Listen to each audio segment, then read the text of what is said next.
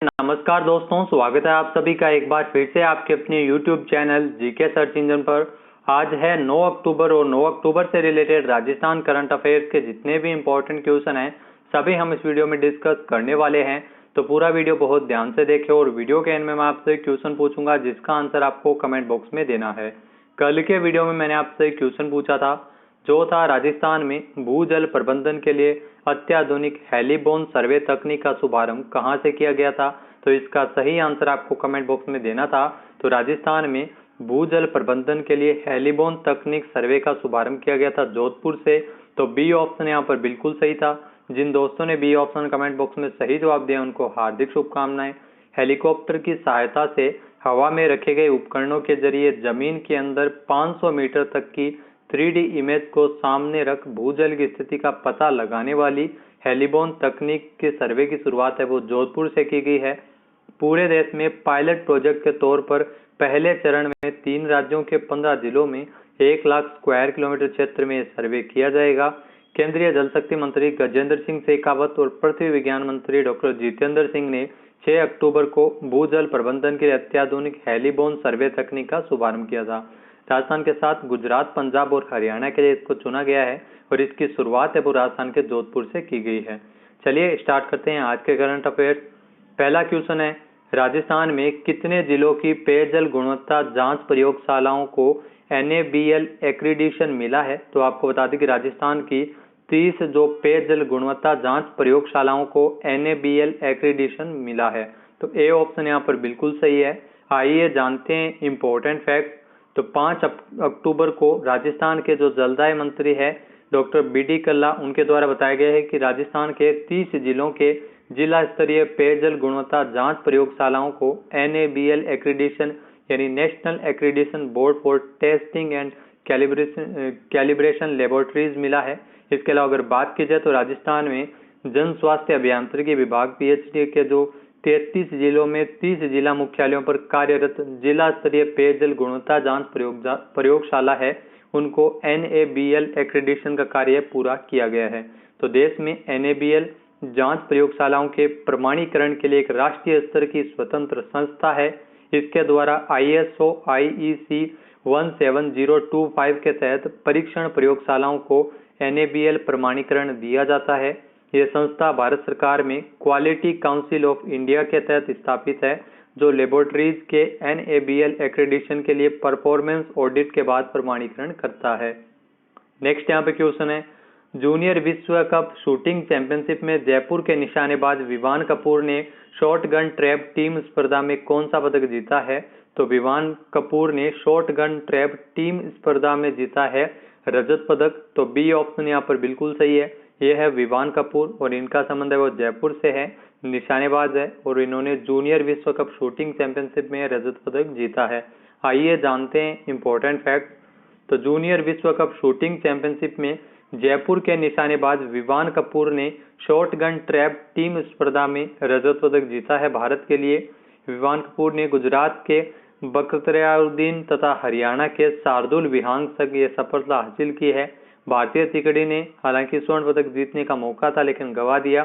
Final में Italy के खिलाफ 4-6 से भारतीय टीम हार गई थी। तो भारतीय टीम ने रजत पदक जीता है जूनियर विश्व कप शूटिंग चैंपियनशिप में जिसमें जयपुर के निशानेबाज विवान कपूर भी शामिल थे। नेक्स्ट यहाँ पे क्वेश्चन है, राजस्थान के किस जिले में पौधारोपण से संबंधित घर घर सहजन कार्यक्रम की शुरुआत की गई है। तो घर घर सहजन कार्यक्रम की शुरुआत चूरू जिले में की गई है। ए ऑप्शन यहाँ पर बिल्कुल सही है। आइए जानते हैं इंपॉर्टेंट फैक्ट्स। तो चूरू जिले के जो तारानगर ब्लॉक में घर घर सहजन कार्यक्रम की शुरुआत की गई है।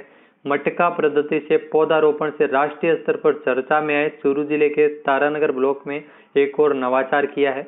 पौष्टिक तत्वों से भरपूर सहजन के पौधे को प्रत्येक व्यक्ति तक पहुंचाने के लिए ब्लॉक में पंचायत समिति की ओर से घर घर सहजन कार्यक्रम है वो शुरू किया गया है। नेक्स्ट यहाँ पे क्वेश्चन है, मुख्यमंत्री कोरोना सहायता योजना के तहत कितने विद्यार्थियों एवं विधवा अभ्यर्थियों को राजकीय महाविद्यालयों में निःशुल्क प्रवेश देने की सुविधा शुरू की गई है। तो आपको बता दें कि मुख्यमंत्री कोरोना सहायता योजना के लिए 306 जो विद्यार्थियों विधवा अभ्यर्थियों को कोरोना से संबंधित सहायता देने के लिए राजकीय महाविद्यालयों में भी निःशुल्क प्रवेश है वो इनको दिया जाएगा। तो बी ऑप्शन यहाँ पर बिल्कुल सही है। आइए जानते हैं इम्पोर्टेंट फैक्ट। तो मुख्यमंत्री कोरोना सहायता योजना का दायरा बढ़ाया गया है। इसके लिए 306 विद्यार्थियों को राजकीय महाविद्यालयों में निःशुल्क प्रवेश है वो दिए जाने को मंजूरी प्रदान की है। योजना के तहत अब बच्चों को सरकारी विद्यालयों के साथ साथ प्रदेश के राजकीय महाविद्यालयों में भी निःशुल्क शिक्षा एवं कॉलेज छात्रावासों में निःशुल्क प्रवेश है वो प्रदान किया जाएगा। तो प्रवेश योग्य 306 विद्यार्थियों एवं विधवा अभ्यर्थियों को कोरोना के कारण जो स्नातक प्रथम वर्ष में निःशुल्क प्रवेश देने की मंजूरी प्रदान की गई है। नेक्स्ट यहाँ पे क्वेश्चन है, राजस्थान सरकार द्वारा Rajiv Gandhi scholarship for academic excellence योजना के तहत कितने मेधावी विद्यार्थियों को चुना गया है। तो राजीव गांधी जो स्कॉलरशिप फॉर एकेडमिक एक्सीलेंस योजना है उसके तहत 200 विद्यार्थियों को चुना गया है। ए ऑप्शन यहाँ पर बिल्कुल सही है। आइए जानते हैं इम्पोर्टेंट फैक्ट। तो राजस्थान सरकार की ओर से राजस्थान के 200 मेधावी विद्यार्थियों को विदेश के चुनिंदा 50 संस्थानों में उच्च अध्ययन की सुविधा मुहैया करवाएगी राजस्थान सरकार। और इसी के लिए इसी सत्र से Rajiv Gandhi scholarship for academic excellence योजना है वो शुरू की गई है।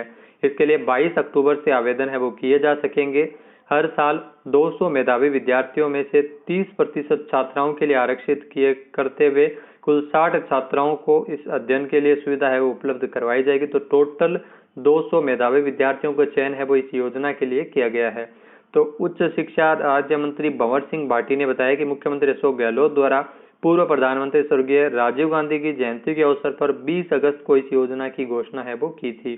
तो ध्यान रखिएगा, इसमें जो विद्यार्थियों का यात्रा किराया, ट्यूशन फीस सहित संपूर्ण खर्चा है वो राज्य सरकार वहन करेगी और प्रति छात्र इसमें 50 लाख रुपए दिए जाएंगे। नेक्स्ट यहाँ पे क्वेश्चन है, राजस्थान राज्य की पहली जनजाति बालक हॉकी अकादमी की स्थापना कहाँ की गई है।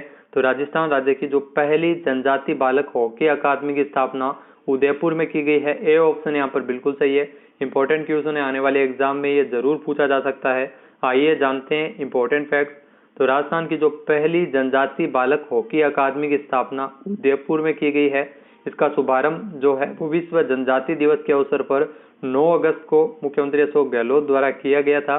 इस अकादमी के लिए 40 बालक खिलाड़ियों का चयन है वो किया गया है।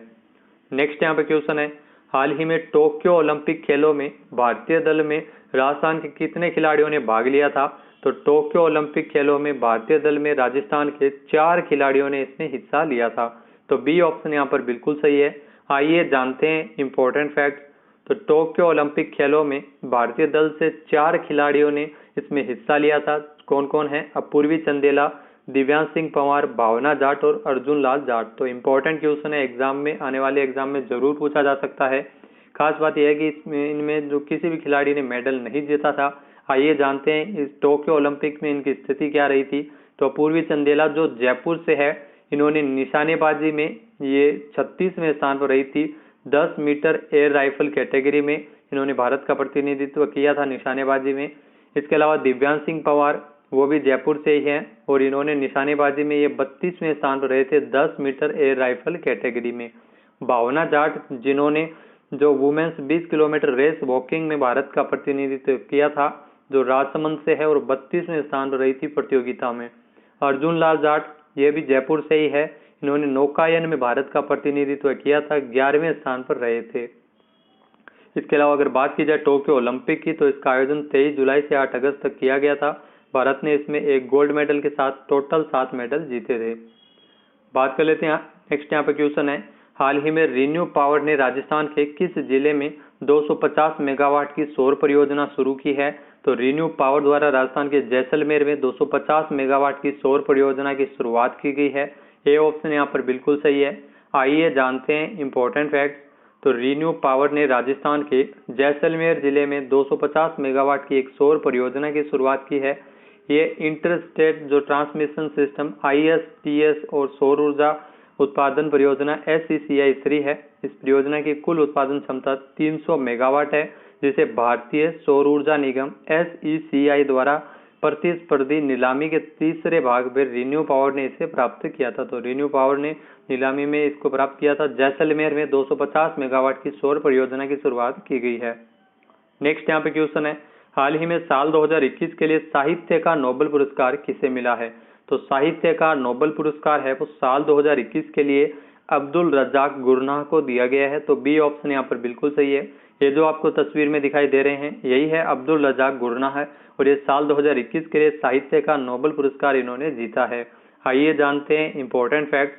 तो 2021 के लिए तंजानिया के जो उपन्यासकार है अब्दुल रज्जाक गुरनाह, जिनको साहित्य का नोबेल पुरस्कार दिया गया है, उन्हें यह पुरस्कार अपने मूल स्थान से विस्थापित लोगों और उनके जगह पर पड़ने वाले प्रभाव को अपनी कृतियों के जरिए दर्शाने के लिए दिया गया है। 73 वर्षीय गुरनाह जिन्होंने 10 उपन्यास लिखे हैं, जिसमें पैराडाइज और डेजर्सन भी इसमें शामिल है। पैराडाइज को साल 1994 में बुकर पुरस्कार के लिए भी चुना गया था।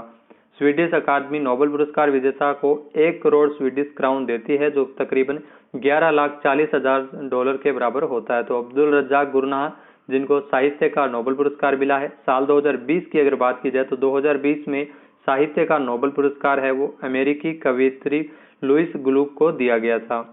1986 के बाद जो गुरनाह है वो पहले अफ्रीकी श्वेत है जिन्हें साहित्य का नोबेल पुरस्कार मिला है और तंजानिया का पहले ऐसे नागरिक है जिनको यह सम्मान है वो दिया गया है। नेक्स्ट यहाँ पे क्वेश्चन है, हाल ही में जारी हेनले पासपोर्ट इंडेक्स में भारतीय पासपोर्ट कौन से स्थान पर रहा है? तो हेनले पासपोर्ट इंडेक्स में भारतीय पासपोर्ट की रैंकिंग है वो 90वीं रही है, 90वें स्थान पर रहा है। ए ऑप्शन यहाँ पर बिल्कुल सही है। आइए जानते हैं इंपॉर्टेंट फैक्ट। तो हेनले पासपोर्ट इंडेक्स में जो भारतीय पासपोर्ट है वो 90वें स्थान पर रहा है। विश्व के सबसे अधिक यात्रा अनुकूल पासपोर्टों को सूचीबद्ध करने वाले हेनले पासपोर्ट इंडेक्स में भारत की रैंकिंग है वो 6 पायदान फिसल कर 90 पर आ गई है। 2020 में भारत की रैंकिंग है वो 84वीं थी, तो 84वें स्थान पर था। 2021 में ये रैंकिंग है वो 90वीं रही है। तो ranking international air transport association द्वारा उपलब्ध करवाए गए आंकड़ों के विश्लेषण पर आधारित है। टॉप पर अगर बात की जाए तो शीर्ष स्थान पर जापान और सिंगापुर रहे हैं और दक्षिण कोरिया और जर्मनी है वो दूसरे स्थान पर रहे हैं। बात कर लेते हैं आज के हमारे क्विज की। तो आज का हमारा क्विज है, राजस्थान में मुख्यमंत्री अशोक गहलोत द्वारा डीबीटी सलाहकार बोर्ड का गठन को स्वीकृति प्रदान की है। इस बोर्ड के चेयरमैन कौन होंगे? तो एक बार फिर से सुनिएगा, डीबीटी सलाहकार बोर्ड का गठन किया गया राजस्थान में। इस बोर्ड के चेयरमैन कौन होंगे? इसका सही आंसर आपको कमेंट बॉक्स में देना है। और अगर ये वीडियो आपको पसंद आए तो इसे लाइक और शेयर जरूर कीजिएगा। साथ ही साथ हमारे चैनल को भी जरूर सब्सक्राइब करें। इस वीडियो की जो पीडीएफ फाइल है वो आप वीडियो के डिस्क्रिप्शन बॉक्स से डाउनलोड कर सकते हैं और इस क्वेश्चन का आंसर आप वोट करके भी कर सकते हैं। वीडियो कैसा लगा कमेंट बॉक्स में जरूर बताइएगा। वीडियो देखने के लिए धन्यवाद। जय हिंद, जय भारत, जय राजस्थान।